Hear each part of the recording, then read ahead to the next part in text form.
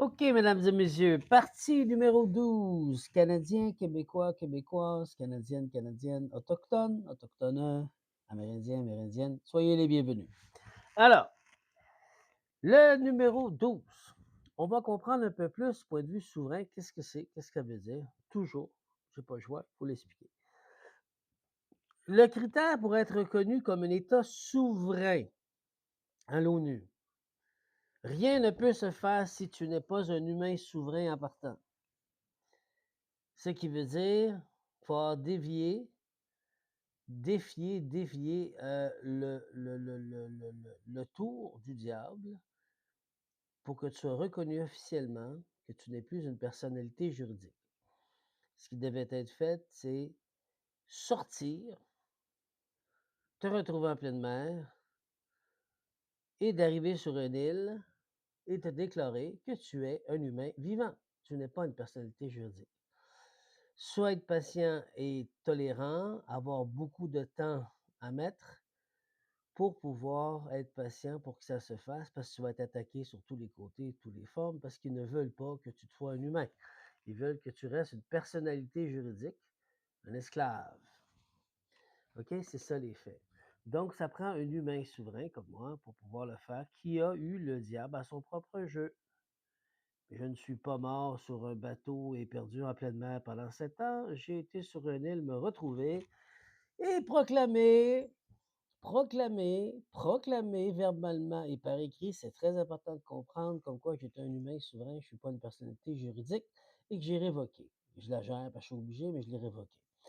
Alors, selon la Convention des Montevideo 1933 et la pratique de l'ONU, il faut remplir 4 conditions. Excusez, mon téléphone est croche, mais ça va être ça. Une population permanente, un peuple qui se reconnaît comme tel, un territoire défini, même contesté, il doit être revendiqué, un gouvernement effectif, une autorité qui administre et exerce le pouvoir.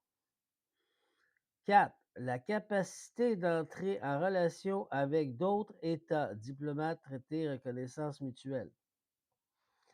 C'est comme ceci que tu es reconnu. Voilà les 4 points. Maintenant, la procédure d'adhésion à l'ONU. Pourquoi l'ONU? C'est un regroupement qui reconnaît toutes les souverainetés du peuple, des peuples. Sauf qu'ils ont accepté les personnalités juridiques comme peuple. C'est pas un peuple, d'après moi, c'est juste une corporation. Vous comprenez l'enjeu qui a été fait? Je répète, l'enjeu qui a été fait, ils ont reconnu un peuple basé sur des personnalités juridiques et non sur des humains souverains. La loi de l'homme et de la femme s'applique seulement à des humains. C'est la loi de l'homme. À l'ONU, elle ne s'applique pas à une personnalité juridique. Elle peut s'appliquer d'office si le gouvernement accepte. Et ils jouent avec ça, puisque la première loi qu'ils ont faite dans leur propre pays, la plupart des pays, tu deviens une personnalité juridique. Ils ont tout droit sur toi parce que tu es déclaré mort pendant 7 ans en pleine mer ou perdu. Alors, il faut que tu fasses le même procédé que j'ai fait. Procédure d'adhésion à l'ONU. Un État candidat doit envoyer une demande officielle au secrétaire général de l'ONU. Le Conseil de sécurité examine la demande. Il faut au moins 9 votes favorables sur 15 et aucun veto des 5 membres permanents des États-Unis, Russie, Chine, France, Royaume-Uni. Si le Conseil approuve, la demande passe à l'Assemblée générale où il faut une majorité des 2 tiers pour être admis. OK? Pour pouvoir passer sa souveraineté comme peuple avec autochtone, il faut que ce soit approuvé comme ceci, comme je viens de vous le dire. Ce qui manque aujourd'hui est un individu souverain, mais l'ONU ne reconnaît pas un individu comme l'État. Moi, je suis un individu souverain, mais c'est l'État. Donc, ça veut dire que je m'unis avec les Autochtones et là, on va le devenir un peuple. Et tous les Québécois, Québécoises, Canadiens, Canadiennes qui voudront devenir des humains souverains, indépendants, comme dans le temps des colons qui sont arrivés ici, quand ils ont dit non à la couronne française et après la couronne britannique. Ils ont dit: «Moi, je veux être bénéficiaire de mes terres parce qu'aujourd'hui, vous me donnez une terre, elle vous appartient. Vous administrez, exécutez à ma place. Vous me dites quoi exécuter, quoi administrer. Ben, je suis supposé être bénéficiaire. Vous comprenez? C'est ça l'enjeu. Alors, pour être reconnu, il faut un peuple organisé, par exemple une nation autochtone ou une communauté qui se déclare souveraine. C'est pour ça que j'ai dit qu'il faut aller avec les Autochtones. Peu importe le regroupement au Québec, tu es avec les Autochtones, tu n'as pas le choix. Un territoire revendiqué, même symbolique, mais défini. Un gouvernement ou une structure d'autorité, conseil ensemble. Bon. Des relations diplomatiques avec d'autres peuples ou États. On a un gouvernement aujourd'hui qui est statu quo, qui n'est pas légal, et qui dit qu'il est légal, puis il fonctionne. Conclusion. Toi seul, tu ne peux pas être reconnu par l'ONU comme l'État. Et voilà, je peux pas. Mais si tu t'unis avec le peuple autochtone et ou une communauté organisée qui revendique sa souveraineté, alors vous pourriez en théorie remplir les critères. Moi, j'ai choisi les Autochtones parce qu'ils sont bénéficiaires des terres.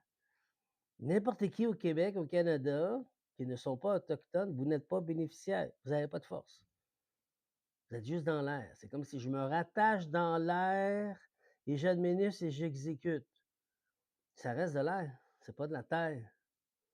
Les Autochtones sont souverains de leur terre. C'est avec les Autochtones pour devenir un humain souverain et non une entité numérique et non une personnalité juridique. C'est avec les Autochtones. Il faut que vous rentrez ça dans la tête, c'est tout ce que j'ai à dire.